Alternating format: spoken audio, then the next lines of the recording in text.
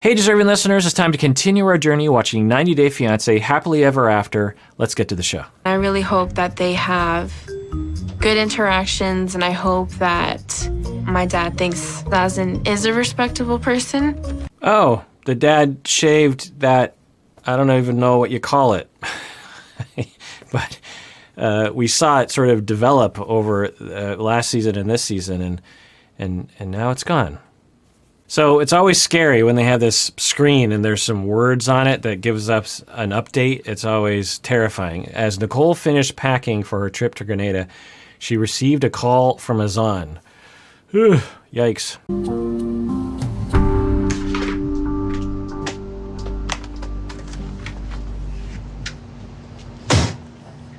Nicole?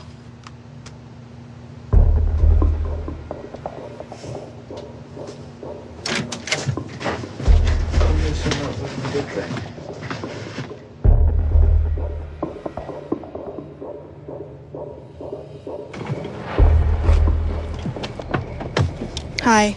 So, more screens with words. And they're playing the ominous music. I'm just taking a guess that Azan is saying that he can't come to Grenada. That's just my guess. I don't know. He's not here. He's not on this property at this moment. Where'd she go? I'm not 100% sure. Okay. Okay, but give me a few minutes. No problem. I will be back. Okay. Anybody got a flashlight? Yes. Thank you. Thank you. Appreciate it. I'll be back. So apparently Nicole has disappeared. I'm guessing because of deep shame, that she's worried of all the judgment, and everyone says that she's stupid for dating this guy, and now there's proof positive that he is out to get her. He's not a good partner, and that she's stupid, and so she's very shameful right now, and so she's hiding in the darkness. Right now, I'm just waiting for him to reply. Let's go whatever's going on. It's suspicious. But I did he explain doesn't everything really to you, want to go. He's a scammer. I don't want to hear those words because he's not. What is happening right now is not intentional. If he has to cancel everything, then that's fine. It has nothing to do with me. He said no. You said? You said no? He's not going to talk about it. He doesn't feel like it makes him look good. So there is some evidence that the family is pointing to that Azan is up to no good. And certainly that's a possibility, especially when you look at the fact that she gave him $6,000 last season to make a makeup store or something in Morocco, and that seemed like that never happened. So where did that money go? Looks like it went to him. He doesn't work, so there's more evidence. Now, we don't know how hard it is to get a job in his area. It might be really hard. Who knows? So certainly there's some very circumstantial evidence that he is malevolent, that he's trying to scam her, that he doesn't intend on being a good person and a good husband and is just trying to get money out of her or something. And you could point to that. But according to Nicole, who knows him much better, the relationship is real, his love is real. We've certainly seen a lot of evidence of that. He's extremely great to May. He loves Nicole when they're together. He, seems to be genuine when he talks about his love for her. So there's evidence in that column as well. From an outsider's point of view, I have to say for myself, I have no idea. There's a chance that he's scamming. There are perhaps easier, shorter ways to scam people. I mean, when we watch this show, we're watching a little bit, but it's a snippet of a whole year. Azan has been involved with Nicole, doing a lot of different things for years now. And, if you're going to scam someone out of money, there are faster ways to try to scam people out of money. So it's not usually how people scam, right? But it's possible. Who knows? There's no way to know, really. The only thing that will tell is time. Will the two of them get married? Will they stay married for a long time? Will Azan be a good husband and a good father? Only time will tell. And there's a lot of reasons to believe that there are barriers that are preventing that reality from happening.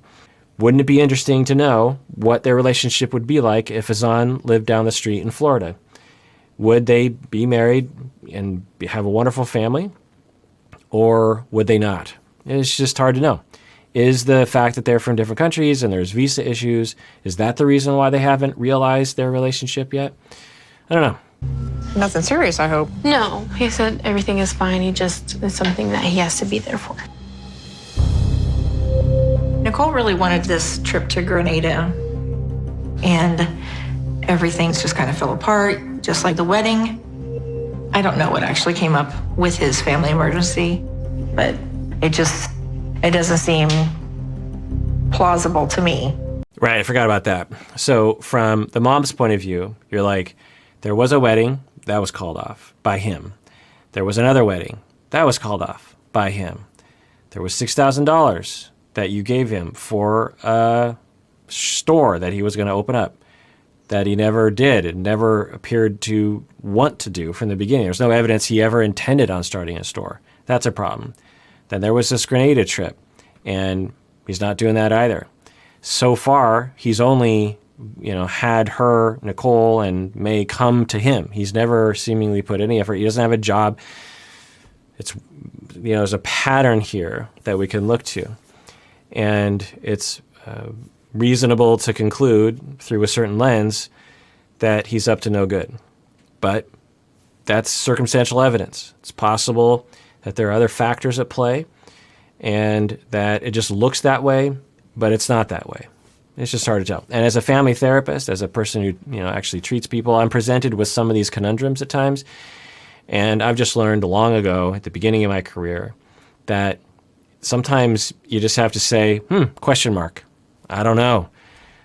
There might not be a way to know the answer to that question.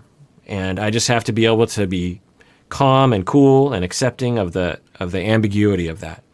I have to be okay with a question mark. I don't know. Is he a scammer? Is he not? I don't know. And I have to be okay with myself and the fact that I don't know that. There's a human tendency to try to answer the question prior to having enough data. We don't like ambiguity. We don't like gray areas. We don't like question marks. We want answers. So there's a lot that therapists can do to be able to sit with that ambiguity and help clients to sit with that ambiguity. And sometimes it's not usually this sort of thing, but sometimes it could be like, I don't know what my future holds. I was diagnosed with cancer, and I don't know what's going to happen in the future. There's a tendency to want to answer the question, I'm going to die, or I'm going to live forever. Instead of like, big question, we don't know. There's more data, time will tell what the prognosis will be. Or I just started dating someone and I'm in love with him and it's been 6 months and I believe I can really depend on him, but there's some indicators that he might not really love me, or there's some indicators that he might be a cheater or whatever. But I don't know, okay? There's a question mark. There's a tendency to, I want to answer this. He's a cheater, I need to leave him. Or he's not a cheater, he's a wonderful human being, this is totally going to work. Or gray area, question mark, because it's only been 6 months. How am I supposed to know someone after 6 months? I have to be able to sit with that question mark and be okay with that and live my life from that question mark. Don't jump to a conclusion and then live my life from that false conclusion that may or may not be right. My fear is that Azan really doesn't want to be with her. Right, and so to apply this to the mom, that for her, it might be best, who knows, for her to accept that she is in a question mark. She has evidence that Azan is bad, she has evidence that Azan is good, and she doesn't know the answer. So it's a question mark. And to operate from that question mark, to not operate from the conclusion that he's bad, but to operate from the question mark and to say to her daughter, to Nicole, I see evidence that he's good. I see evidence that he's bad. I'm scared. I don't know what to do, and I don't know what the answer is. And I know, Nicole, for you, you tell me that he's good, but I just have to say, I don't know. I believe you that he's good, and absolutely that could be possible. But there's some things here that are kind of worrisome. It's not your job to, help me with my worries, but it is worrisome. I almost said belay my worries, and some people in the comments told me, and then my wife read the comments and told me that I'm using the word belay wrong, to belay one's fears, but it's to belay an order. It's to allay a fear. I find it mortifying whenever I use a word wrong. As a professor, it's important that I understand how to use my words and I understand the meaning of my words. And I'm blushing thinking about the fact that in previous videos I would use the word belay instead of allay. So let me belay your fears that I'm going to use belay wrong in the future, or at least I hope so. And I'm going to try to use the word allay fears. If you don't know what I'm talking about, just ignore this. Let's go back to this video. I'm sad, but, a family emergency is a family emergency, and I'm not worried about, him not coming or something. He just has some things to do, and I'm not worried about that. Everything will be fine. How do you feel about not going to Grenada tomorrow? Not completely upset that we're not going tomorrow. So I'm guessing for Nicole, what's happening for her is a mixture of feelings. On one hand, I think she's devastated that he isn't going to make it to Grenada. On the other hand, she believes his story because she believes that he's a trustworthy person and she loves him. On the other hand, she's humiliated in front of the cameras and her family, and she is probably a little worried, like, wait, now all that worry that my family is expressing, now I'm starting to get worried too. Why isn't he coming? Why did he cancel the wedding twice? Why did he take $6,000 from me to open a store that never was in existence? What's going on here? I don't know, but I want to believe. I love him. I've put all my eggs into this and just, into this basket. If we just finally get over, the next threshold and actually get married, get him to the States and everything will be fine, then I can live happily ever after, according to the show's title. I'm guessing there's a lot of feelings for her. And I'm guessing what she's saying is, I'm not going to let my family or this TV show humiliate me. So I'm just going to hold the party line and say, yeah, I'm a little disappointed, but I'm sure things will work out. And then when the cameras are gone and my family leaves, then I can cry into my pillow. I'm just guessing that's what's happening for her. I don't know. I'd have to ask her. I'm disappointed. I would love to see Azan, but when we become husband and wife, nothing will stop us from taking care of each other.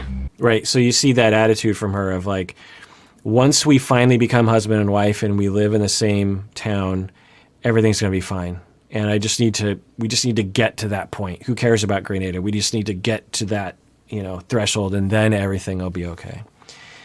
And I think that's what's been sustaining her from the beginning, is this like, I'm waiting and there's all these other barriers getting in the way. And I don't know, we'll find out.